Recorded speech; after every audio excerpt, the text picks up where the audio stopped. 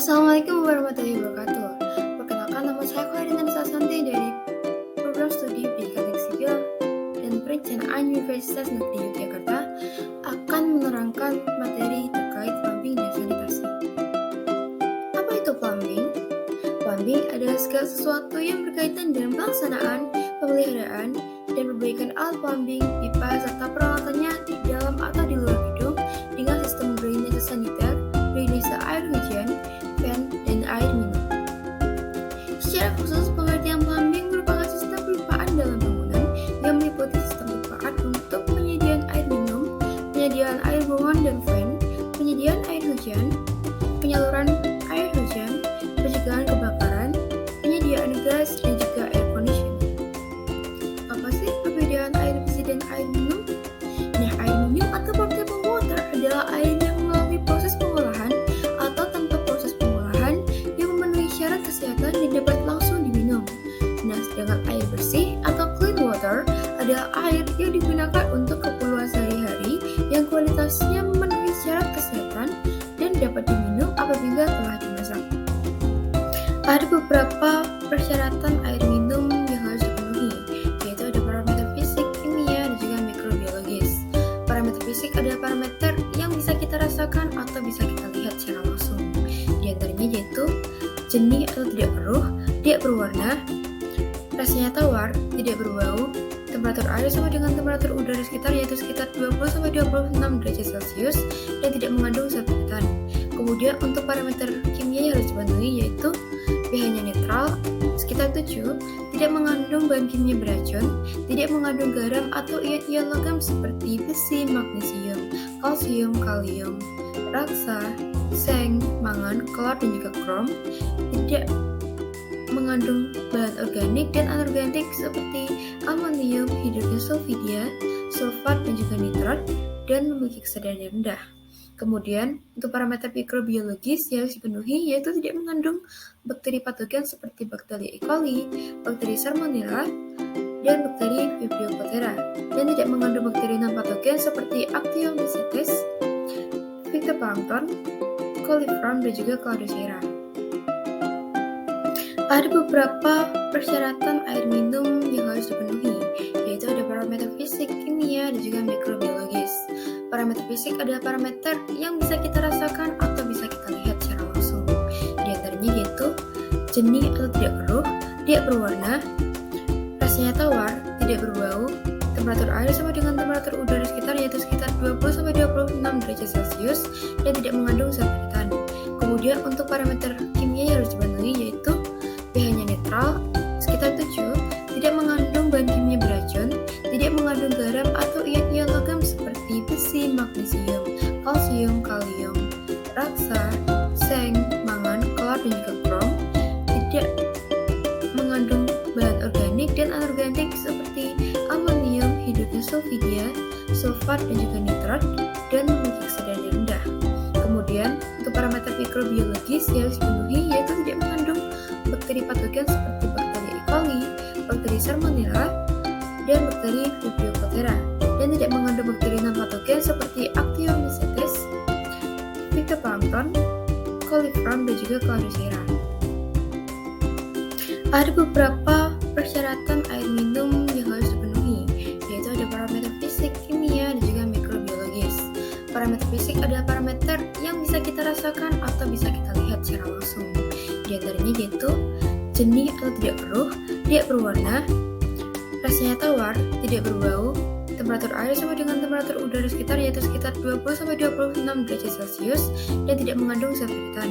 Kemudian untuk parameter kimia yang harus dipenuhi yaitu pH-nya netral, sekitar 7, tidak mengandung bahan kimia beracun, tidak mengandung garam atau ion-ion logam seperti besi, magnesium, kalsium, kalium, raksa, seng, mangan, klor, dan juga krom, tidak mengandung bahan organik dan anorganik seperti amonium, hidrogen sulfida, sulfat, dan juga nitrat, dan memiliki kesadaran yang rendah.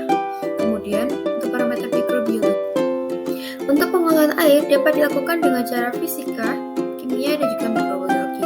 Nah, untuk pengolahan air secara fisika dapat dilakukan dengan cara filtrasi atau penyaringan, sedimentasi atau pengendapan, absorpsi dan adopsi, dan kemudian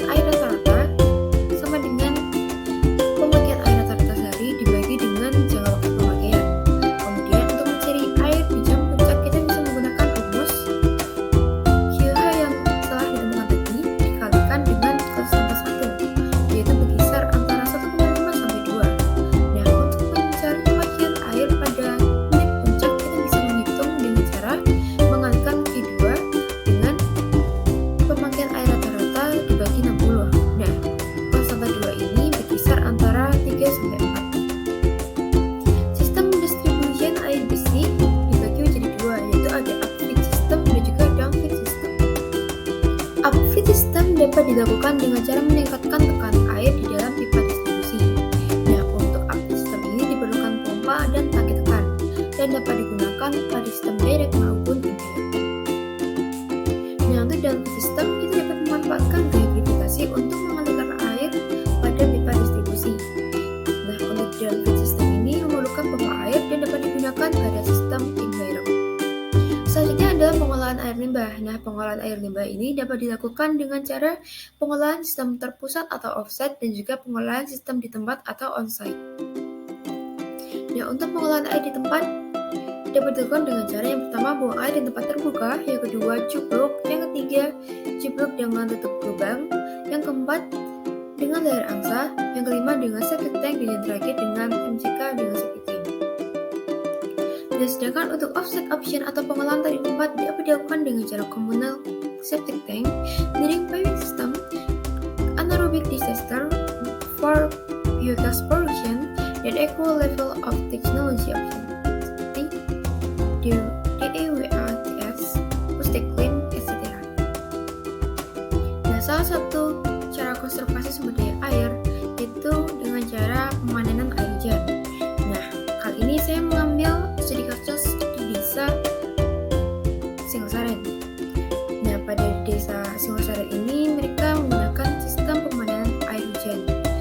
Nah, untuk pemanenan air hujan di desa Singosaren diperlukan beberapa alat, diantaranya yaitu saringan penghalang daun, yaitu saringan yang menyaring kotoran besar yang ikut terbawa oleh air hujan yang tertahu pada talang. Kemudian ada saringan debu kasar dan debu halus yang berfungsi untuk menyaring kotoran halus yang larut. Kemudian ada tangki air untuk menyimpan cadangan air, pipa pelimpah untuk mengalirkan air limpahan dari tangki air yang sudah penuh menuju ke sumur resapan, dan juga sumur resapan untuk menampung air limpahan dari tangki air agar tidak terbuang percuma dan bisa dikembalikan lagi dengan kedap tanah sebagai cadangan air. Nah, cara kerja pemanenan air hujan di desa Singosaren ini yaitu saat hujan turun, air ditampung oleh talang air. Kemudian air mengalir melalui pipa menuju saringan daun. Kemudian air hujan masuk ke saluran debu kasar. Nah, ketika air hujan telah masuk ke dalam saluran debu kasar, air hujan masuk ke tangga air yang dilengkapi saluran debu halus. Kemudian apabila air di dalam tangki terlalu banyak, air otomatis keluar melalui pipa pelimpah yang terhubung dengan sumur resapan. Nah, salah satu cara konservasi sumber daya air yaitu dengan cara pemanenan air hujan. Nah, kali ini saya mengambil studi kasus di desa Singosaren. Nah, pada desa Singosaren ini mereka menggunakan sistem pemanenan air hujan. Nah, untuk pemanenan air hujan di desa Singosaren diperlukan beberapa alat, diantaranya yaitu saringan penghalang daun, yaitu saringan yang menyaring kotoran besar yang ikut terbawa oleh air hujan yang tertahu pada talang. Kemudian ada saringan debu kasar dan debu halus yang berfungsi untuk menyaring kotoran halus yang larut. Kemudian ada tangki air untuk menyimpan cadangan air, pipa pelimpah untuk mengalirkan air limpahan dari tangki air yang sudah penuh menuju ke sumur resapan, dan juga sumur resapan untuk menampung air limpahan dari tangki air agar tidak terbuang percuma dan bisa dikembalikan lagi dengan kedap tanah sebagai cadangan air. Nah, cara kerja pemanenan air hujan di desa Singosaren ini yaitu saat hujan turun, air ditampung oleh talang air. Kemudian air mengalir melalui pipa menuju saringan daun. Kemudian air hujan masuk ke saluran debu kasar. Nah, ketika air hujan telah masuk ke dalam saluran debu kasar, air hujan masuk ke tangga air yang dilengkapi saluran debu halus. Kemudian apabila air di dalam tangki terlalu banyak, air otomatis keluar melalui pipa pelimpah yang terhubung dengan sumur resapan. Nah, salah satu cara konservasi sumber daya air itu dengan cara pemanenan air hujan. Nah, kali ini saya mengambil studi kasus di desa Singosaren. Nah, pada desa Singosaren ini mereka menggunakan sistem pemanenan air hujan. Nah, untuk pemanenan air hujan di desa Singosaren diperlukan beberapa alat, diantaranya yaitu saringan penghalang daun, yaitu saringan yang menyaring kotoran besar yang ikut terbawa oleh air hujan yang tertampung pada talang. Kemudian ada saringan debu kasar dan debu halus yang berfungsi untuk menyaring kotoran halus yang larut. Kemudian ada tangki air untuk menyimpan cadangan